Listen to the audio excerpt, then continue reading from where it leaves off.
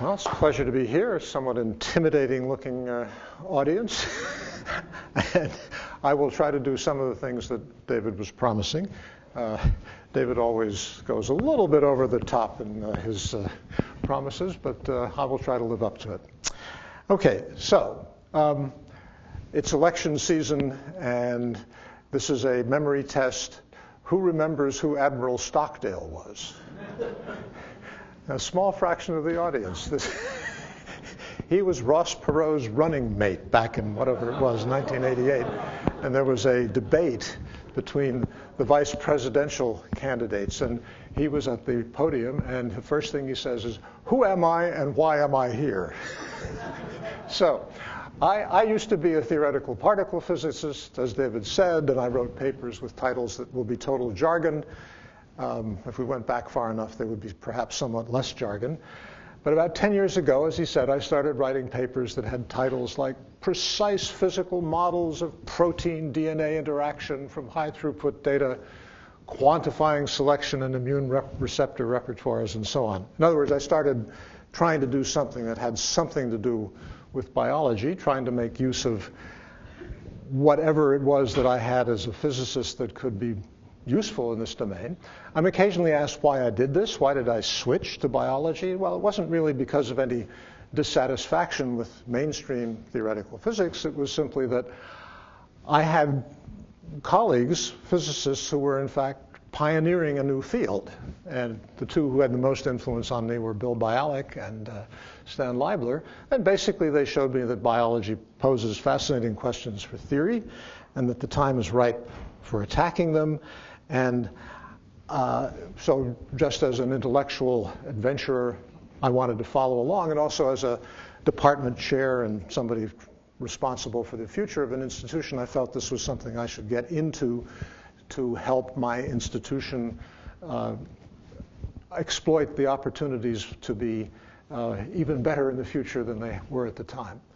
Now, in thinking about tonight's talk, on reflection, it seems to me that both biology and theoretical physics in a certain way have come to a crisis independently and kind of fortuitously at the same time that offers opportunities for both subjects. So that's what I'm going to talk about tonight. I will try to explain what I mean by this and give you some concrete notion of what theoretical physicists are doing to respond. By the by, I'm here in Santa Barbara for a few weeks as part of the quantitative immunology program, and interestingly enough, the people who are there are largely theoretical physicists or people from a theoretical physics background. Of course, we are kept in order and kept on the right track by real biologists who really know the facts about immunology. And anything in biology is extremely complex. And as I'll say in various ways, the real problem is to figure out how to simplify the complexity without throwing out the real thing, and can you do this? At any rate, I hope my talk might explain a bit about why KITP is hosting such an event. Okay, so since I'm talking about theoretical physics and the future thereof, I have to remind you, I'm going to tell you what I mean by theoretical physics, and what I mean by it is what David and I both thought it was all about when we were children. It's a hugely ambitious attempt to basically describe everything about the physical universe, how matter behaves in all of the various conditions that it finds itself in the universe, and as things turned out, how the universe came into being, what is the history thereof, and how does it fit with, or how do you use the underlying laws to explain and understand it. It has been remarkably successful in the last 50 years, the last century, the last 3 centuries, but really things have accelerated to an extraordinary extent in recent times, maybe in our lifetime, I would say. Theoretical physics comprehends a lot, but some things escape its net for the moment, and so I have a little graphic here to indicate the evolution of us from some primate predecessor, just to symbolize life. Okay, so what is the primary task of theoretical physics, as those of us who share this kind of heritage believe? So we say the fundamental the task, the primary task, is to discover the fundamental mathematically expressed laws of nature and the stuff, to understand or come to some decision about the stuff that obeys those laws in our universe. I mean, one of the things we come to realize is that, well, we are a very particular universe, and the laws that our stuff obeys are well specified and precise, but there are various things where somebody made a choice, and it could have been different. Okay, that's why I say in our universe, one can imagine others.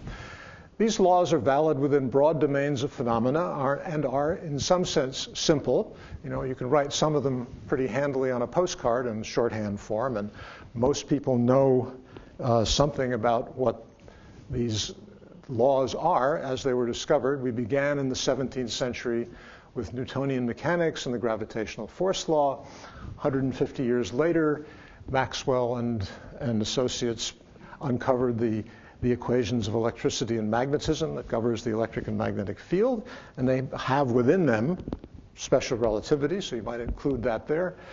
Some 50 years later, Einstein's general relativity came to pass and basically conveyed the message that gravity is actually the dynamics of geometry, and that presumably is what we are going to hear about tomorrow, direct evidence that the wiggling of, how shall I put it, there is a wiggling of the geometry of space and space-time that's associated with gravitational effects.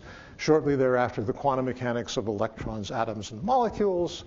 And I would say, finally, the thing that happened in our history as physicists is quantum field theory and the standard model of everything, which has been completed with Big Bang cosmology and a theory of the origin of our universe. So the culmination of this development, the outcome of an explosion of discovery over the last 50 years, is what we please ourselves to call the standard model of our world. It's a precise mathematical theory whose scope is, well, pretty much everything. And some modesty is, of course, in order, but a victory lap or two, I think, for humankind, and scientific humankind, is definitely justified. Okay, so maybe I should just, since this is a general talk, tell you a little bit about, well, what does the standard model that I'm talking about tell us about our world? When David and I entered the world of physics 50-odd years ago, there was no agreement on the fundamental nature of matter. He came from the West Coast school, and I came from the East Coast school, and they were very different in their thoughts about how that might work. No agreement on the physical theory governing that matter or how the universe worked. So over time, a picture and theory of matter in the universe came together on two tracks. So the track one was the particle physics track, the things that one discovers by building accelerators and smashing the things that you have available to you together to see what comes out. And over time, what emerged from that was a specific quantum field theory of the strong, weak, and electromagnetic interactions between 3 generations of point-like quarks and leptons, with forces mediated by gauge bosons, and with a Higgs boson doing symmetry breaking and mass generation. I don't have the time, and we don't have the mathematical equipment to write out the actual equations right now, but I can give you a quick family portrait of the standard model of particle physics. It's the things which put together in various ways make the universe that we live in. They're called quarks up here, and then there are leptons. Leptons from the Greek root for light. These are light particles. In fact, the neutrinos are almost massless. The quarks are called quarks because Murray Gell-Mann had a kind of quirky mind and invented some very good names. They come in patterns. They come in generations. There's the first generation, which everybody is fairly light. There's a second generation of quarks and leptons that are heavier. And there's a third generation, which is very heavy. The heaviest of the quarks is the top, and it weighs about 173 times the mass of the proton. You'll notice the proton is not on here, and the neutron is not on here. That's because protons and neutrons are made out of these constituent quarks. We have a very specific quantum field theory of how these guys interact. And the quarks are not seen directly. They are confined, something I'll explain briefly. And they combine in triples to make the things that we normally play with. Our ability to calculate specific results from this theory is limited, but it's good enough to convince ourselves of its complete accuracy.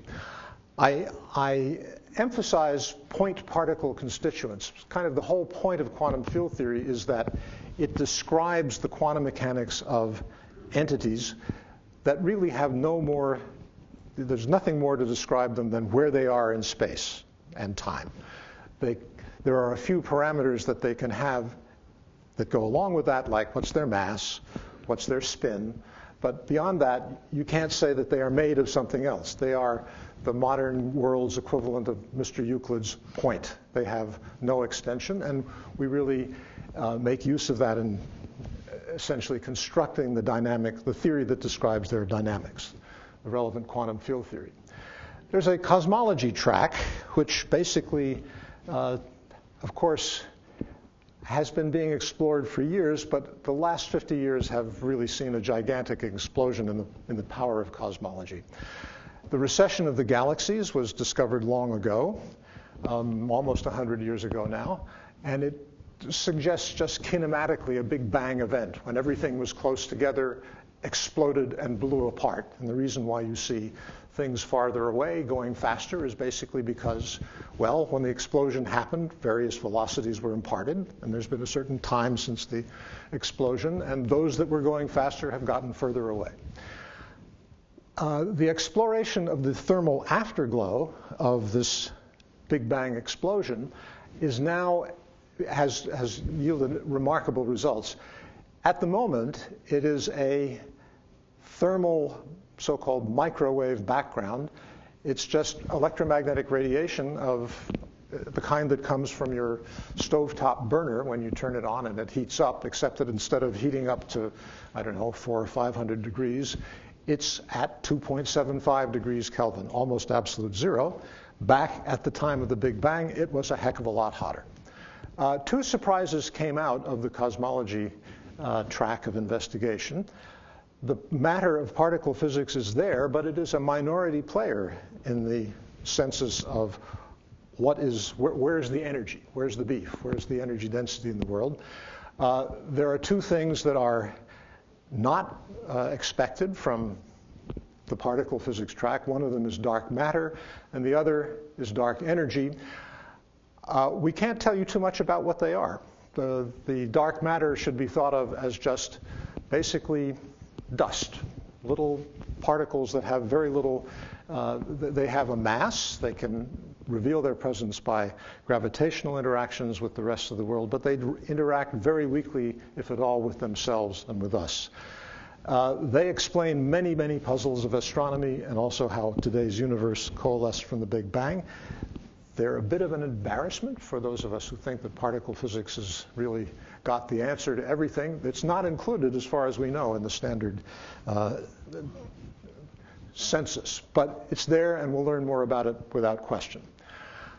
I probably will not go too deep into the standard model of cosmology, other than to say there's a timeline that we've been able to winkle out from observations of the temperature of the black body radiation on the night sky. What's plotted here is the so-called WMAP map of the temperature of the sky. And basically, I said the temperature of the night sky is whatever it is, 2.75 degrees Kelvin. What I'm plotting here is something that's varying. Well, this is, if you look at different directions in the sky, it's not everywhere exactly the same number. It varies a little tiny bit, like 1 part in 10 to the 5. So what's being plotted here are the differences from this average value at different places in the sky, and the fact that they come in patches. There are sort of biggish patches where they're all dark, and biggish patches where they're all hot by 10 to the minus 5 degrees above or below the average. That tells us an enormous amount of information, and from that we've been able to work out what is the census of energy where is the energy stored. Back at the beginning, so to say, when this thermal radiation was first let loose, there's a pie chart here that tells you how the energy was disposed between dark matter, neutrinos, photons, and atoms, the stuff that we, hydrogen atoms mostly, the stuff of which the visible universe is mainly constituted. And as time goes on, the expansion of the universe changed these energy densities, and dark energy, which is an energy of the vacuum, that curiously enough is of the nature, it's of a sign and a nature to cause the volume of the universe to expand without there being any particle substance present. It's just energy of the vacuum. Okay, let me spend 2 minutes on a discussion of method. Okay, so I've said that we have extracted all kinds of interesting things about how the universe is constituted, and in particular from this black body temperature varying across different parts of the sky. I said that we have in fact determined that at the time the black body radiation was let loose, basically, the energy constitution of the universe was distributed between dark matter, neutrinos, photons, and hydrogen atoms in a very particular way. We didn't directly see this, all right? All we see is that. We can do some statistical analysis on that and say, well, I take this data and I ask, well, on what angular scale is most stuff happening? And I get a plot like this. This is basically turning this into where's the variability as a function of angular scale that you're looking on. And from this, to learn about the underlying constituents of the universe requires a very important theoretical step. In cosmology and particle physics, we don't directly measure the hidden variables of interest. We have to have some underlying theoretical understanding that we are willing to really believe, and we use that to essentially, we use the data to infer what unknown numbers must be in this underlying simple model. We basically use statistical inference to see through the noise into the underlying physical parameters. And this is actually a nearly universal method in modern physical science. And one of my messages is that biology is now entering an era in which it has to come to grips with this kind of method. Okay, so this is a bit of a side remark, but I think it's useful to have. We have this very comprehensive picture, which I grant you has a few tiny loose ends, right? The tiny cloud on the horizon that Mr. Kelvin pointed out some time ago. Massive resources were deployed to construct this picture. The current incarnation of these massive resources are the Large Hadron Collider at CERN in Geneva. And just to give you a visual image of massive, this is the city of Geneva, there's the Geneva airport, there's Lake Geneva, and this white circle indicates the location of the tunnel where the ring and the magnets and whatnot are, that around which protons are whirled to a total center of mass energy of almost 14,000 times the rest mass energy of the proton. This is where the frontier experiments of physics, particle physics, are done today, and when you smash these protons together at this energy, you have to build a very impressive detector in order to capture the debris and to measure their properties and to gather the data that you're going to do the, so to say, statistical inference on to find out what's the mass of the top quark or things like that. So here's I think this is the so-called CMS detector, and it's down in a pit some several hundred feet below the surface of the Earth, and these are actual people, not dolls, and so the machine itself, the detector, is pretty big. Okay, so the consensus picture is the outcome of an enormous effort, not just so to say physical capital, but intellectual capital was poured into this over a period of 50 years, and this sustained effort to answer what amounts to a question of natural philosophy. What are the constituents of matter?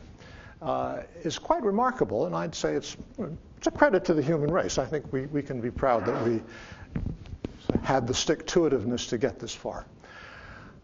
Okay, so where does theoretical physics go from here? Theoretical physics in the sense of finding the fundamental laws.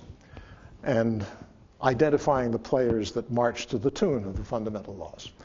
Well, there are loose ends, and they're obviously more than loose ends, okay? But there is a certain sense where the program has succeeded so well that you are entitled to have some queasy feeling about how it's going to continue. On the conceptual side, we seem to be at something of a turning point. Once you're down to point particle constituents, you can't really explain them in terms of more fundamental entities. You change the nature of the question that you ask, that's for sure. There could be more massive particles out there that even the LHC can't see, and indeed there are various obscure hints that there must be something beyond the precise framework of the standard model that we've got so far. And going deeper in the light of string theory, we can see a natural limit point in how far you can go in the reductionist sense at the Planck scale, which is way beyond direct experimental reach. And on the experimental side, exploring the relevant energy scales is increasingly costly and surely in some sense approaching societal limits. So the LHC is doing great stuff, going great guns. We hope for surprises, and we did get confirmation that the Higgs, which is kind of the core element of the standard model, it's the particle that does the symmetry breaking and gives masses to all of the other particles. It had to be there in order for the standard model to hold true, but it took a while to actually physically see it, and that's now there. That's the primary thing the LHC has done so far. Looking beyond the standard model, or in cosmology, back into the inflationary epoch that, so to say, instantiates the bursting of the universe into life, the future experimental projects are in the 10 to the 10 euro or dollar class at least. Will taxpayers support them? Who knows? So at any rate, life is going to be hard for fundamental theory from here on. Not impossible, to be sure, but are there other paths that one might take? And what would you... By the by, I don't mean that one should abandon this path. As I say, there are important questions. People have ideas for how to pursue them. But I think life is going to get hard. And I think it's important to look around and make sure that you're not ignoring important questions that maybe would be a little bit easier to tackle. Okay, so that's the agenda of fundamental theoretical physics, so-called. There's another agenda, which is what I might say, not only, how shall I put it, discovering the fundamental laws is the historic core, but in addition, you'd like to explain phenomena that you didn't directly build into the laws themselves, things that you might call emergent phenomena. For example, there is something called superconductivity, which people know a lot about here, and it's a macroscopic quantum effect. It's described by how shall I put it? It's governed by the Schrödinger equation for many electrons moving in a lattice, in a material lattice. On the other hand, recognizing, or so to say, realizing directly from the equations of the motion of electrons in a quantum sense that superconductivity is a possible outcome, was not something that leapt immediately to view. It took an invention stimulated by the existence of the phenomenon itself. You might want to prove confinement, namely that the quarks of QCD can never be seen outside the hadrons, the neutrons and protons of which they are constituents. Better yet, we would like to predict unknown emergent phenomena, derive them from the fundamental law before their experimental discovery. Our record on this point has not been so great. The quantized Hall effect is a striking quantum effect and could have been predicted, but it wasn't. It doesn't happen often, but it's not impossible. Cosmologists did anticipate Big Bang phenomena like the cosmic microwave background. Topological insulators, a subject of great activity and interest in condensed matter physics these days, were also anticipated.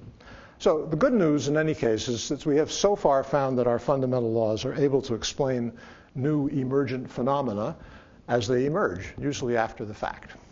Now, life, I would say, is the emperor of all emergent phenomena, to borrow and somehow deform the title of a recent book about cancer.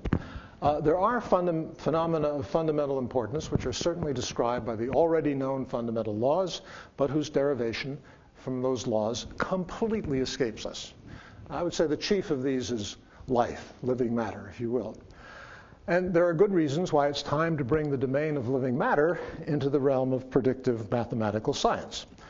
How living matter is governed by physical principles has always been a question for theoretical physics, but roughly speaking, I mean, there are many reasons why it's not developed as far as one would like, but I think one of the primary reasons is that data, the lack of facts, tied our hands.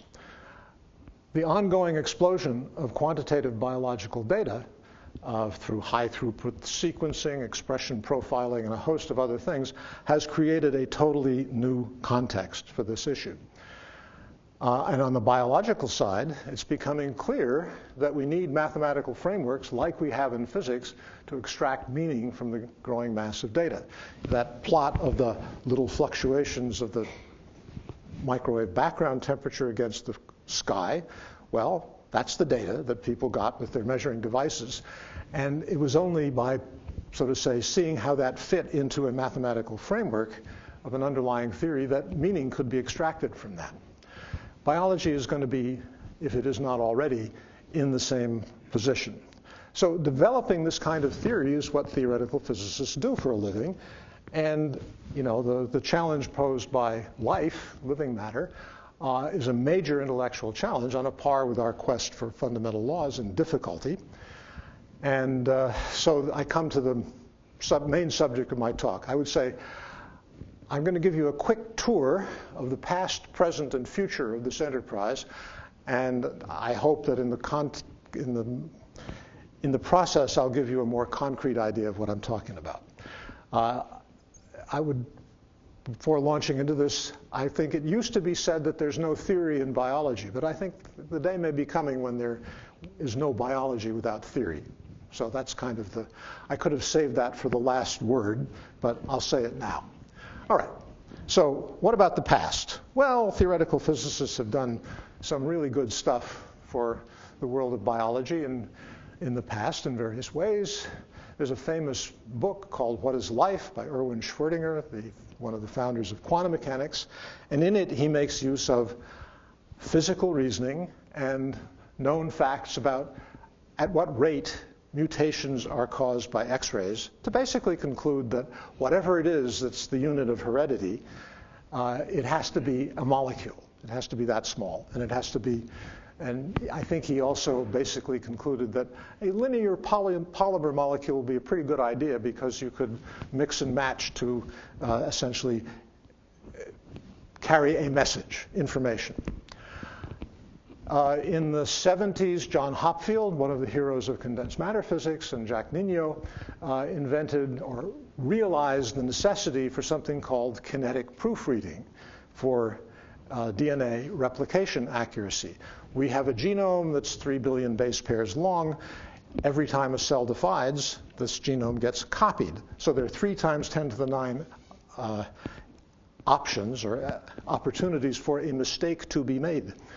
And if you do a simple-minded estimate of how often a mistake is likely to be made, because basically what makes you put an A in the place where there's supposed to be an A is that, well, it binds, there's a template molecule which you are attempting to reproduce, and where you're supposed to put an A, well, that's because the thing that is templating it is bound a little bit more by an A than by any of the other bases. So it's an energetic thing, and if you do a simple Boltzmann-like statistical mechanical estimate, you conclude that, well, you get a copying error of about one error per 10 to the 4 bases per replication event.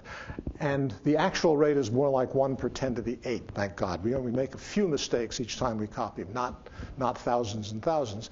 And this led them to propose an energy-consuming enzyme that basically checks fidelity and corrects mistakes. And this enzyme, its existence is real, and it was basically predicted. Okay, so this is the kind of thing that people who call themselves theoretical physicists have done that is significant and relevant to biology in the past. So what about what theoretical physics might be doing in biology in the future? Well, this is pure speculation, but big questions are lying out there. They're way beyond our grasp today, but not, I hope, forever. And a few of my favorite examples are, what is it about non-equilibrium statistical mechanics, a subject that is a very active part of theoretical physics today? What is it? And it must describe what's going on in living organisms. What is it about that part of physics that makes it possible for populations of distinct, stably reproducing entities to arise? We hardly know where to begin in trying to answer this question. Can you capture the dynamics of a cell? Can equations accurately describe its behavior, given that a cell has thousands of interacting parts, and worse yet, that you'll never be able to actually determine what are the numerical values to put on the various things that go into these thousands of interactions. Brains carry out tasks that are, have a high-level abstract representation. Can we model a brain, or even a simple sensory system that might be connected to a brain in a way that captures what it actually is able to do? These are some of the big questions that a future theoretical physics of biology would want to tackle. Today, we are not doing anything quite of that level of sophistication or ambition. We're doing warm-up exercises to prepare ourselves for the big task that lies ahead. So that's what I want to talk about, really. What are the things that we can do, and why are we doing them, and where we're going to go? So at the present, theoretical physicists, once they get hooked on biology, try to study issues that cut across the kingdoms of life, if possible, are suitable for non-trivial mathematical analysis in some way, and can be illuminated by modern biological big data. I mean, that's the change. You can get lots and lots of information. Just like you can get millions of data points about what the universe was doing when it first emerged from the Big Bang, you can do similar things with living organisms today. So there are three big themes that I could talk about, and I'll try to talk about at least two of them. And these are themes that I particularly like. They're not the only themes that people are dealing with. So biological entities respond to stimuli, but noise in various ways it enters the functioning of organisms limits how much can actually be known, or how much any given organism can know, either about its surroundings or even about its own state. And so there are quantitative measures of information, Shannon bits, that are used in communication theory and just for general understanding of how information gets transmitted and measured and so on. Do making use of quantitative measures of information give us new views of how biological function or fitness and so on? There's another thing. Biological function often involves probability distributions on high-dimensional data spaces. And these probability distribution functions must usually be learned from sparse data. How can you do this? I mean, there is one example that everybody has going on inside them and they don't know about it, and that is you're looking around you and you're seeing something. You see people, you see faces, you see colors, you see shapes. Well, that gets to you from your eye. Well, what is it that takes that information, that there's people out there sitting in various places of various colors and shapes? How does it get from your eye, your retina, to your brain? Well, there is a bundle of nerves that carry little spikes. That is to say, it goes tick, tick, tick, tick, tick, tick, tick, tick, tick, tick, tick.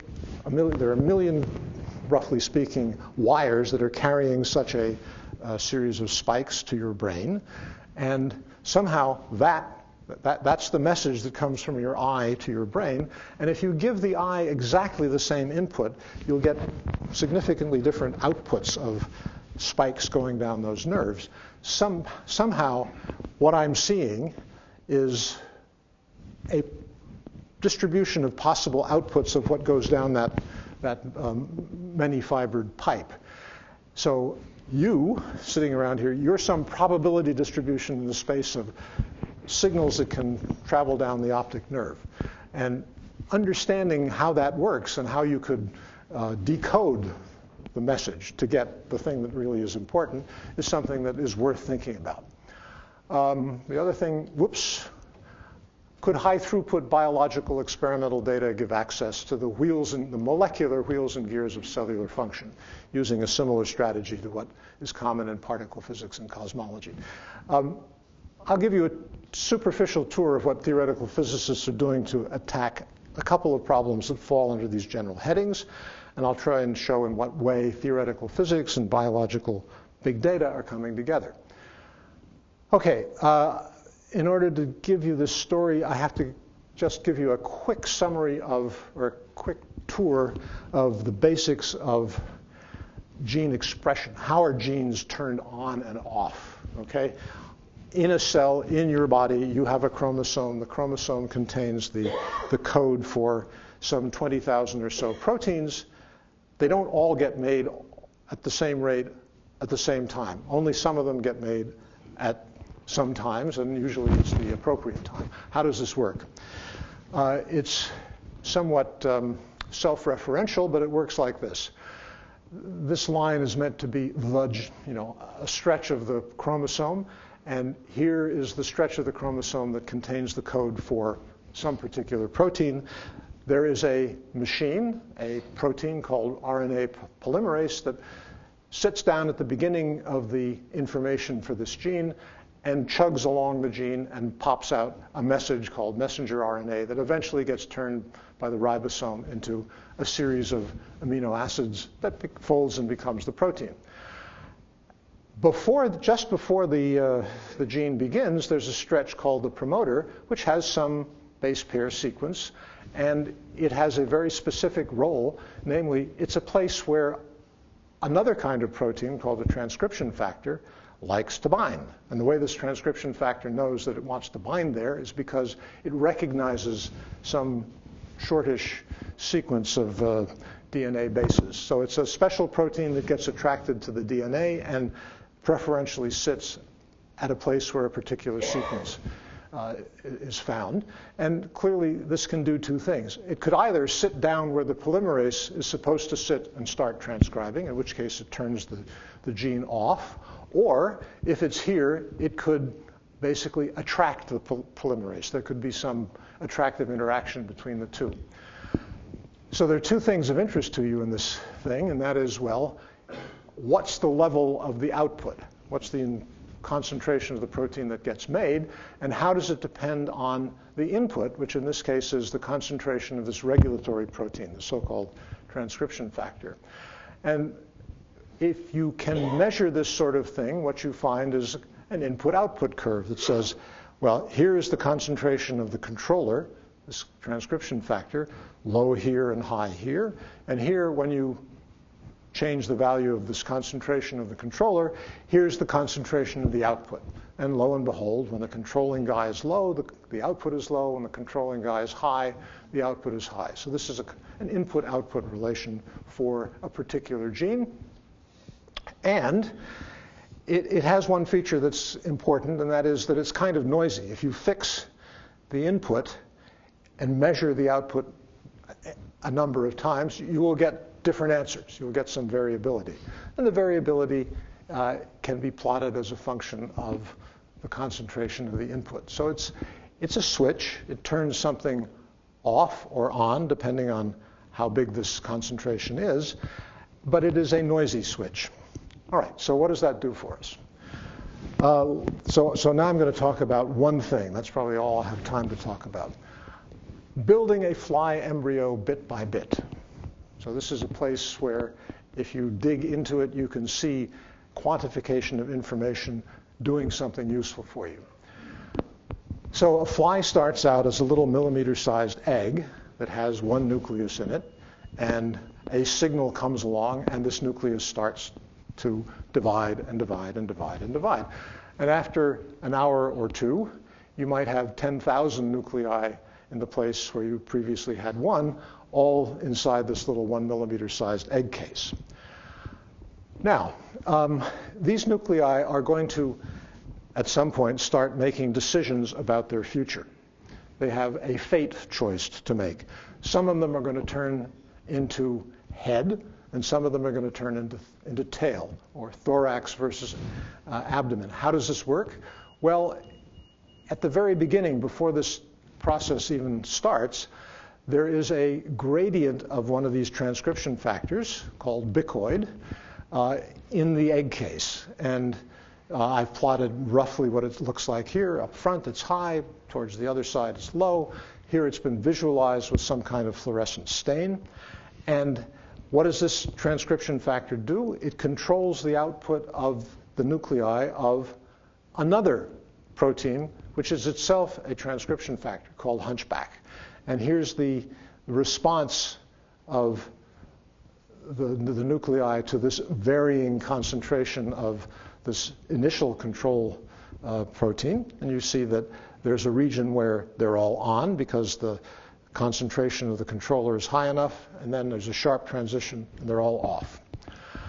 Well, so somehow each individual nucleus is learning where it is and deciding what to do on the basis of its position, in effect by measuring what's the value of this driver, this bicoid protein.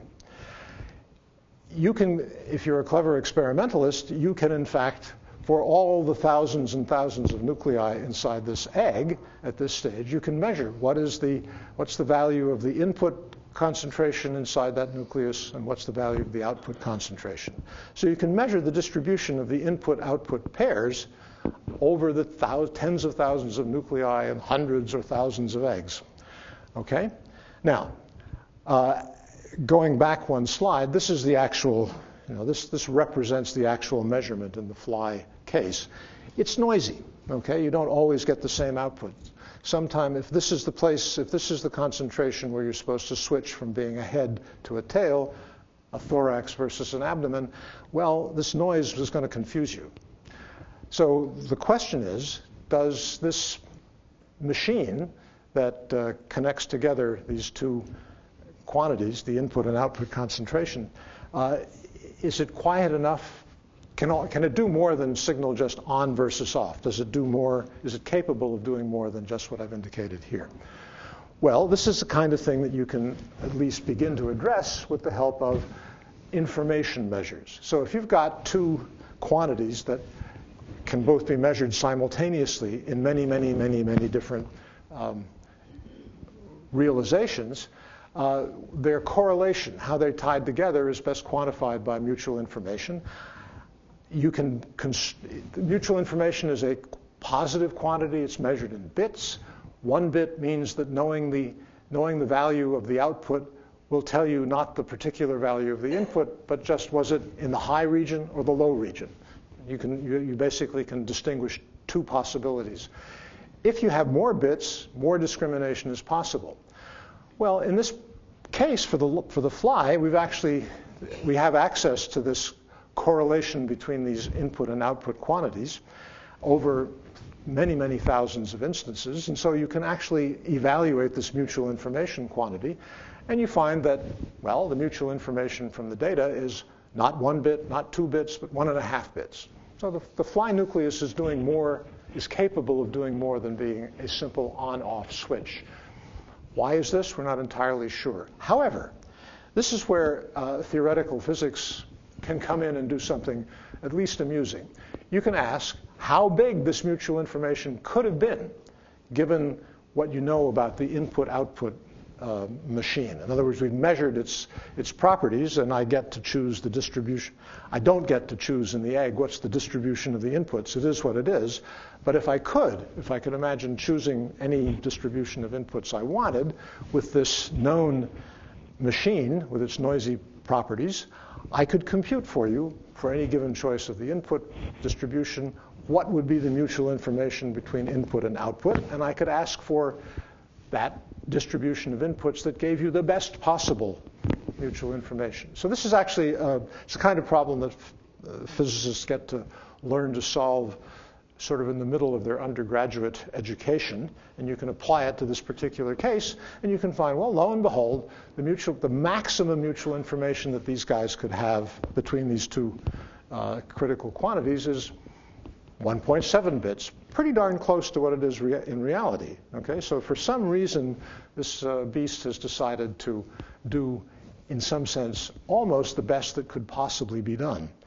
In addition, you not only get this one number, which is some kind of, it's just a one number figure of merit. It's interesting, but you'd like to know more. You actually get, when you do this variational problem, you get an answer which is, well, what is the distribution that achieves this? So that's what this plot is. This is basically saying, let's look at, this is a kind of, this is a histogram of what fraction of all the nuclei lie within different slices of level of expression of the output guy. So there's a curve, and you see that, well, there's a big peak here near 0. That's when the system is off. It's not producing any of the output. And here is on. It's high. And in between, well, it's neither off nor on. In fact, so roughly 20% of the nuclei are neither off nor on, and that is essential for having mutual information bigger than 1.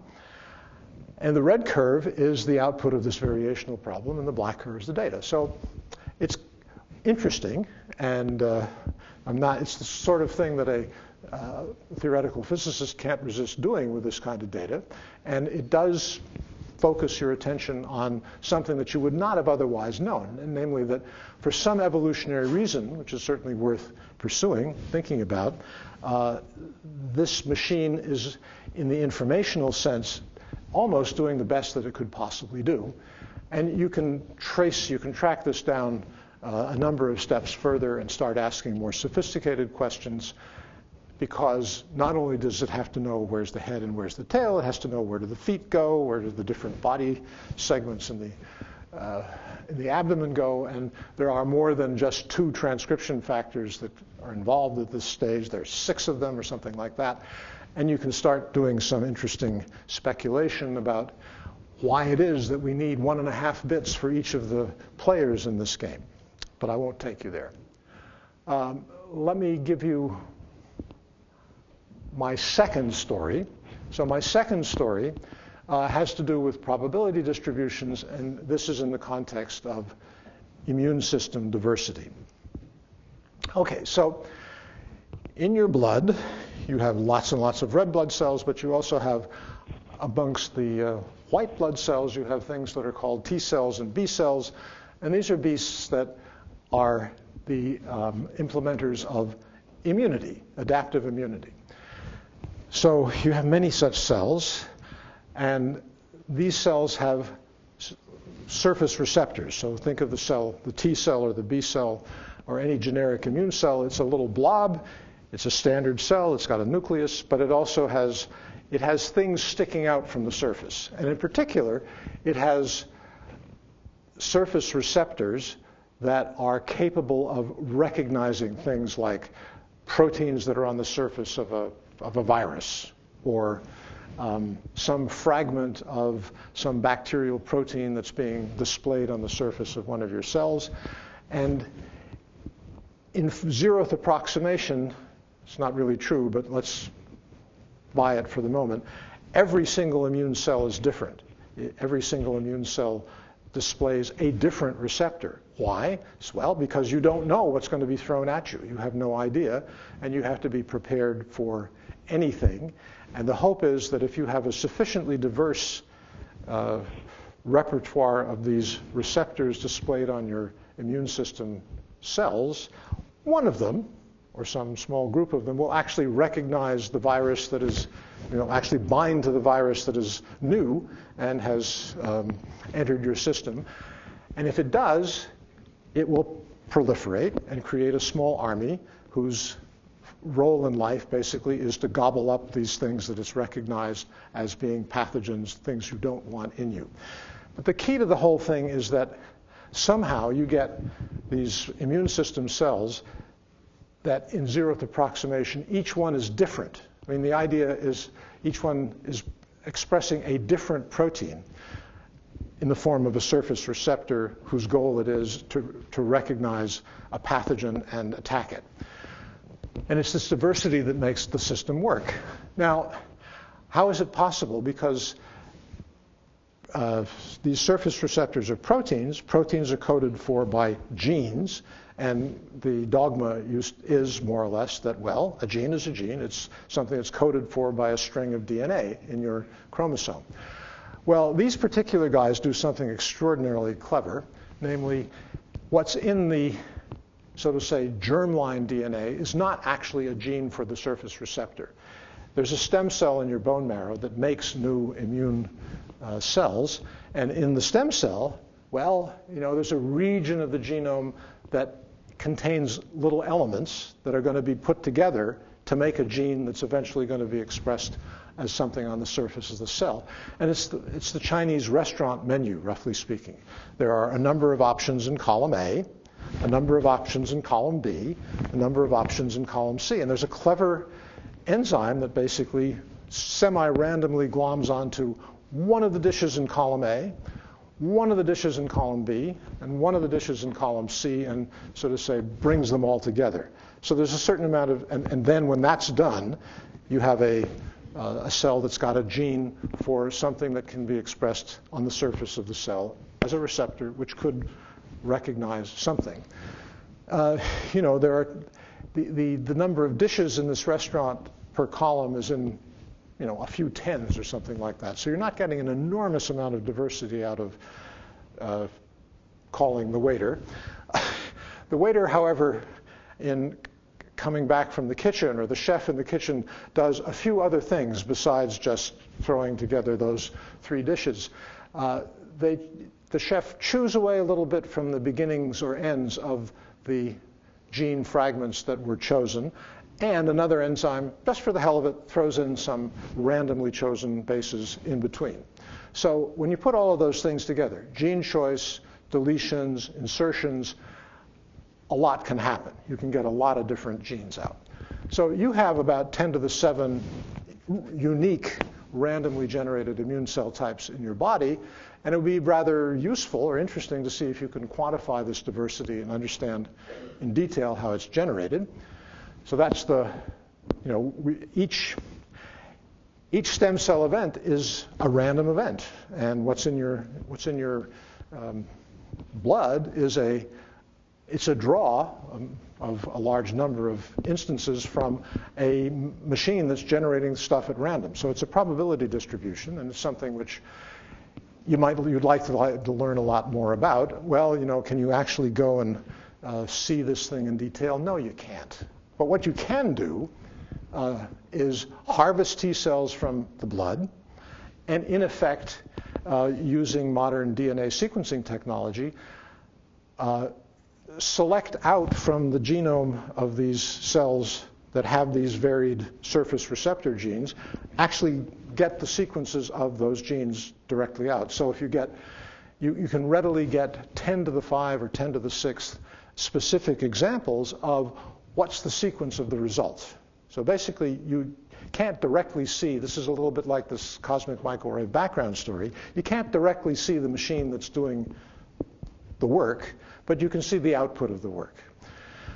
Does that do you any good? Well, yes. So this looks a little bit complicated, so I'll be very, how shall I put it, superficial in explaining it. But the idea is, roughly speaking, that every time a new cell is made, a small number of random types of random event occur. You make a choice of which one of these dishes in the 3 columns is chosen. You make a choice of how many insertions did you make between 2 of those dishes, and so on. And each one of them is some kind of probability distribution. There's different probabilities of choosing the different genes. There's different probabilities of making different numbers of deletions. There's different probabilities of making different numbers of insertions. It's a lot of numbers, none of which you know initially. On the other hand, the number of numbers that you don't know is very small compared to the number of examples that you can see in drawing from the blood. So the problem then, so if you knew these numbers, then you could say, well, for a particular scenario of what happened that produced a particular gene sequence, you could tell yourself what is the probability that this sequence actually gets made in a single shot event.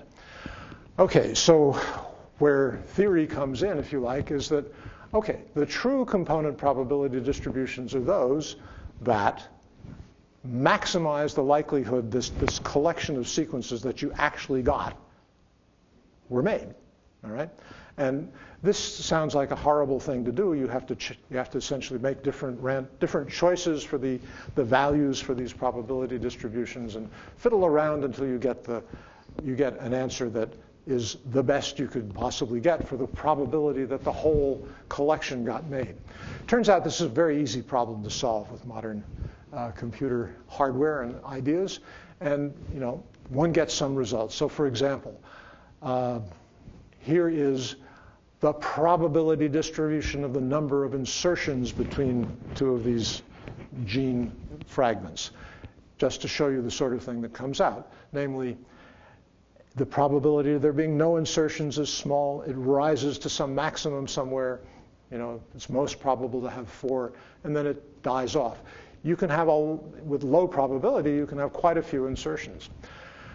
These are more or less random choices of bases when you make, and so if you have a random choice of bases of 15 or 20 insertions of these bases, that's many, many, many, many possible outcomes.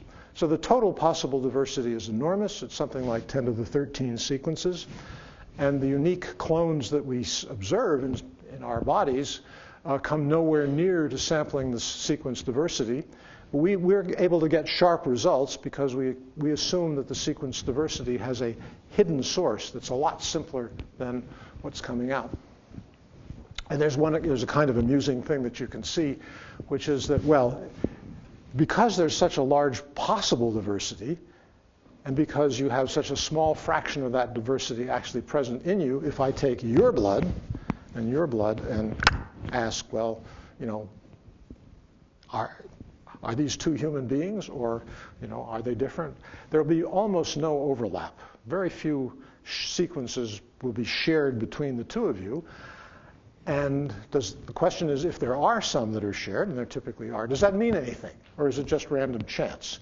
Well, since you know what is the probability that any given guy, any given sequence, now we know, is produced in any one shot, you can in fact compute the probability that if I take 1,000,000 of yours and 1,000,000 of yours, 1 or 2 or 3 will turn out to be the same. And if I do find that there are 2 or 3 sequences that you have in common, I can ask, well, if this whole picture makes sense, it had better be the case that the ones that are in common are ones that intrinsically were likely to be produced. Okay? So that's what this little plot shows. The blue curve is a distribution of the probability, the generation probability of the whole ensemble, and the red curve is, well, I take a couple of individuals, I find the sequences that they have in common, and I say, well, what were their actual, this hidden number, the probability the sequence got made, and it comes, of course, from way up towards the top of the distribution. Okay, so this is fun.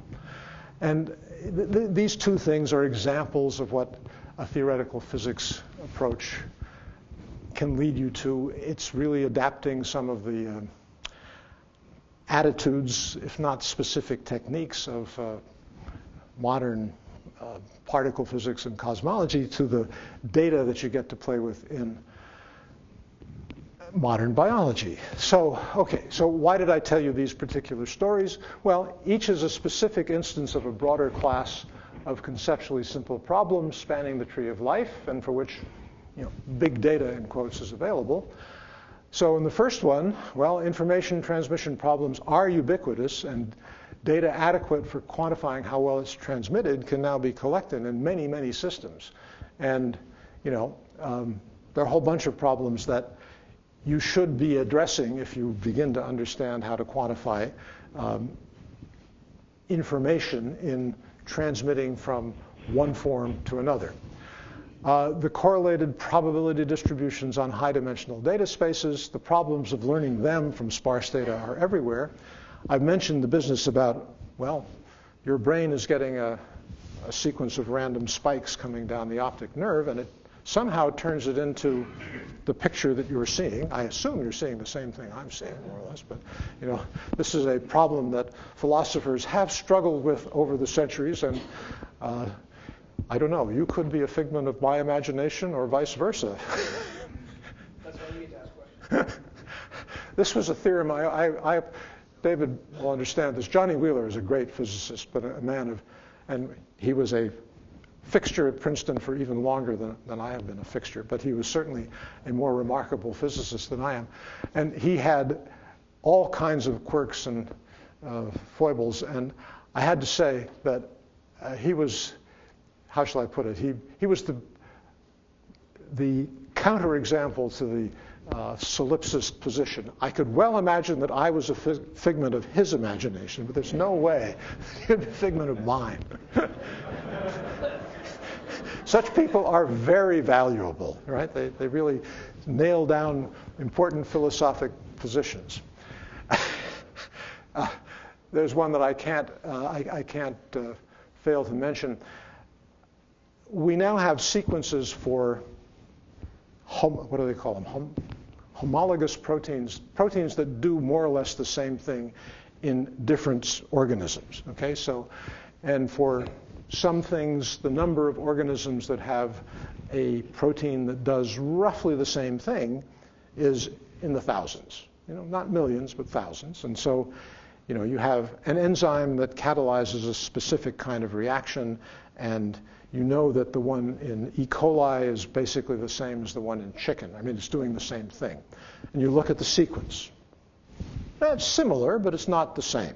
So you have thousands of examples of sequences of amino acids. You know, for each position there are 20 possibilities, and you go along for 100 places, and you get the sequence of amino acids of some protein. And now you have 1,000 examples of, well, sequences that make a protein that does this particular enzymatic thing. It's clear that the protein is not defined by a specific sequence. It's defined by some statistical characterization of that sequence. Can you, from looking at these 1,000 examples, find the statistical rule that says this sequence is one that makes a protein that does this enzymatic thing?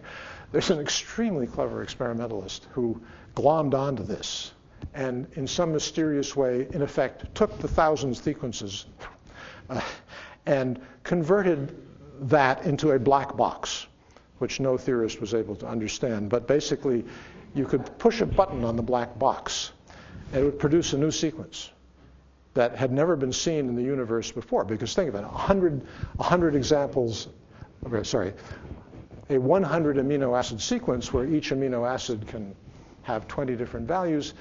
You know, the numbers of possible outcomes gets very large very quickly. And so he had a black box constructed on his principles that made sequences that he claimed were, you know, in the same class as the ones that were input. All right, okay. And they would look, if you looked at them, you could see that, yes, they really had some vague similarity. But he really nailed it in the sense that he was able to, you can now, given a sequence, you can actually make the protein. You can trick a bacterium into making it. So he took, you know, 50 examples or 100 examples and basically found that, well, yes, he was able to demonstrate that his black box had a very high probability of generating proteins whose sequence had never before, you know, nobody had ever seen a sequence of that particular nature before. And it did indeed have the enzymatic activity that the input guys did. So roughly speaking, the issue here is what defines a particular kind of protein? It's not a particular sequence. It's some kind of distribution on sequences. And can we figure out how to infer that from what are really a very small number of examples? He made use of a trick that all physicists will understand, but I won't explain it right now. Okay, second, these things that I told you about exemplify in various ways the theoretical physics method of understanding complex phenomena through inference of a much simpler underlying, hidden, but mathematically expressed mechanism. Okay, back to the future. Well, all right, so where are we now? First thing I would say is it seems blindingly obvious that biology is going to need some kind of general mathematical framework to organize the data flood that's in the offing. You know, medicine is going to, in hospitals, they are gearing up to collect the DNA sequences of everybody's tumors who, you know, has a tumor taken out of them. They are going to collect gazillions of base pairs of data, and you know, what is the mechanism for turning that into some kind of actionable medical information? I don't think anybody knows. I personally am quite skeptical that, you know, generic data mining approaches where you just say, we're going to somehow understand the data using abstract approaches a la Google X will do the job. I think that finding and using simpler underlying structures is going to be the key. And that's what underlay the examples that I spoke about. The deep problem is figuring out what complexities can be ignored in creating an adequate theory or model of a cell or a brain or an eye. And you know, we have some vague ideas from physics, coarse graining, for normalization group, universality, and is it possible that such ideas or modifications and adaptations of them that work in physics have a role in biology? We certainly hope so. We also need to rise above specific models for each biological system. So right now, I mean, physicists are not the only ones who try to model and theorize and so on, but it tends to be, because of the way our, the level of understanding that we have, is that we do a specific modeling for a specific system. And you know, the number of specific systems and specific subsystems out there is getting pretty large, and we really are in need of some kind of view from a higher level, a 30,000, well, I don't know, 3,000 foot view of theory and modeling in biology. I don't claim that physicists are uniquely equipped for this kind of task, but they are naturally inclined to look for the generality we really need. So the concrete examples I described in the talk are a pretty pale imitation of the sort of analysis we will eventually need. They're just first steps. But the problem's a major intellectual challenge. It's just as hard. I hope it's deep, you know, as the fundamental physics challenges that we've solved in the past. And accepting it will ensure the future vitality of theoretical physics, for sure. And I think it's really important for biology. And well, it's an adventure, and we have to. People are setting out on it, and they will no doubt fall on their face a lot. And eventually, 100 years from now, maybe something impressive will have come out of it. And nobody in the room will see it, but we can at least give it a little push and get the ball rolling downhill. Thank you.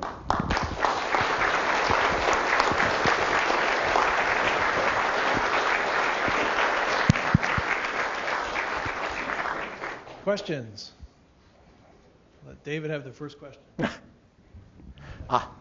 He gave me water and I didn't drink any. So Curt, our ex-colleague in Princeton, Lipscher Albert, an experimental physicist turned biologist, often says that to accomplish these goals, one is going to need new mathematics, a new kind of mathematics. It's not just the mathematics that grew up together with physics and to some extent was constructed to help solve problems of the physical universe. That living matter in some extent is quite different. It's obvious in some ways. It involves very disparate timescales from scale of chemical reactions to one's lifetime. These scales interact. That's not something physics ever had to deal with, really. Well, so to a larger extent, we have the separation of scales.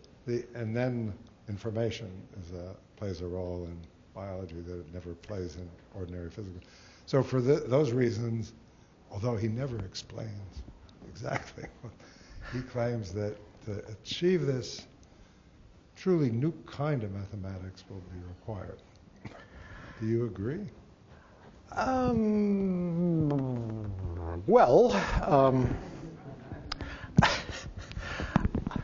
so, in other versions of this talk or a talk like this for a physics audience, one of the things I say is that if you want to take up this challenge, you have to give up something that we all cherish, we theoretical physicists, beautiful equations, right?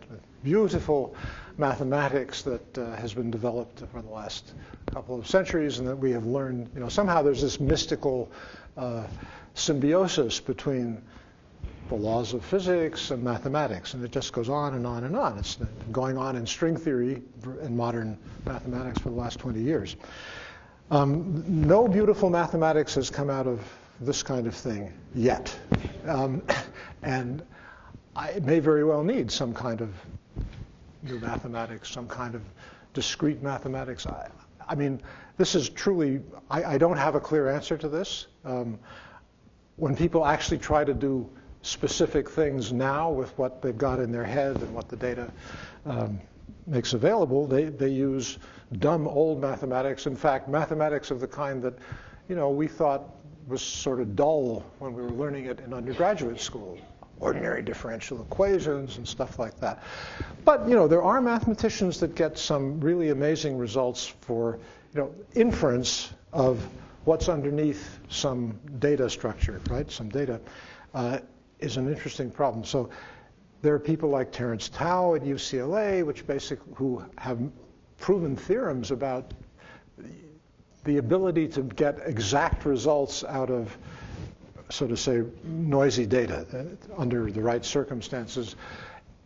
Important theorems that are doing something new and deep are beginning to come out. They don't directly connect to this, but they are to some degree inspired, I think, by this general problem of, I want to find out some exact things about some underlying reality, but I can't see it directly. I can only see it through some noisy filter, as it were. How close can I come to the reality? Can I get the exact answer? Well, people are beginning to do things that are, how shall I put it, high-level mathematics that address that kind of issue. I have a question. In your opinion, what are some subfields of biophysics that can yield some potential results to the ongoing energy problems or problems of sustainability or sustainable materials that can yield some help in this century? Well, that's a fine question. I'm not sure that I have anything useful to say about that, although, let's see. I mean, there is a general thread in physical science, and why shouldn't it be carried over into biological science? The laws of nature permit various things. The world we live in provides materials that do interesting things, and they are what they are. You can, however, if you really understand things deeply enough, you can construct materials that have desirable properties that are not realized by any naturally occurring thing, right? I mean, people are doing things with graphene, let's say, that involve creation. One can create materials that basically you design by theoretical means, computational means, to have properties that you desire. If you knew enough about the dynamics of a cell, if you really could understand cellular dynamics at the same level that you could understand, the transport properties of some exotic new constructed material, well, maybe you could create much better photosynthetic cellular, so to say, living realizations of photosynthetic materials. Beyond that, I can't say. We have questions back. I was wondering if you could tie some of the examples you've been giving to some of the recent work on drug-resistant bacteria.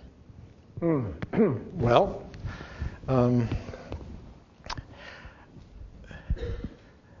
so you're, let's see, what would be the way to answer this?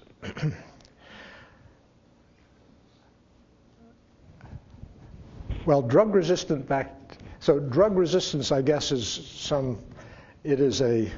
some sense, an evolutionary problem, and you're providing incentives to a evolutionarily highly plastic substrate, namely bacteria. You're providing incentives for them to learn how to beat your game. Again, if you had a high enough level of understanding of the dynamics of evolution, of metabolic function and all the rest of that, maybe you could design molecules that would serve an antibiotic function that could not, the bacteria have certain, for the moment, unbreakable rules about how they function and how they do their metabolic work, and you could imagine designing something that would, how shall I put it, satisfy a large number of constraints that were you to try to explore these constraints directly experimentally, you would spend the rest of the lifetime of the universe sorting them out. Maybe with some computational help, you could find the right design criteria.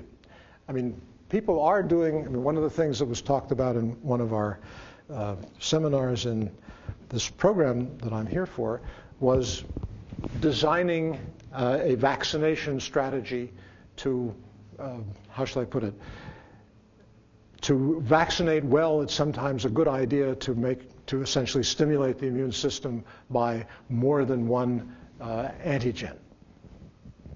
What's the best selection of antigens? Is there some value to having a particular sequence of application of these antigens? This is something which, it's an evolutionary question which gets to be, which you can address currently in a very rough and inefficient way with calculational means. But if you acquired a higher level of competence in this area, you could do something along those lines. Question in the back, Curt. Question in the back. Hi, for those of us who are university educators, can you talk to us about the human resource development problem? It is hard to find a physicist who's had organic chemistry and biology. It's hard to find a biologist who knows differential equations. Yes, absolutely. And I look back at my own personal history and I say, my God, how stupid could I have been? I was, when I was an undergraduate, DNA had just been discovered. The structure of DNA had just been elucidated, and various people who were students at the time with me in the undergraduate college I went to, went on to make important discoveries in biology. I did not take a single biology course. I did not take a single chemistry course. I was so totally focused on the wonders of the beautiful equations that you got to play with when you were doing theoretical physics that I completely missed. One of the major currents in science in the 20th century. I try to make up for lost time, but I'm virtually an ignoramus when it comes to chemistry and a total ignoramus when it comes to organic chemistry. What is amazing to me is how shall I put it, tolerant the biologists that we physicists interact with when we try to do something in biology, how tolerant of our ignorance they are.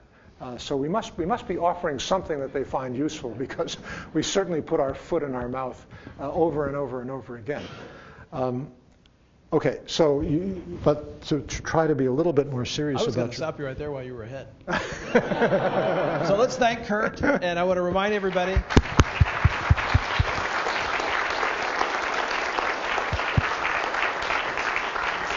We have some light refreshments on the way out to the courtyard, so please continue, get refreshed.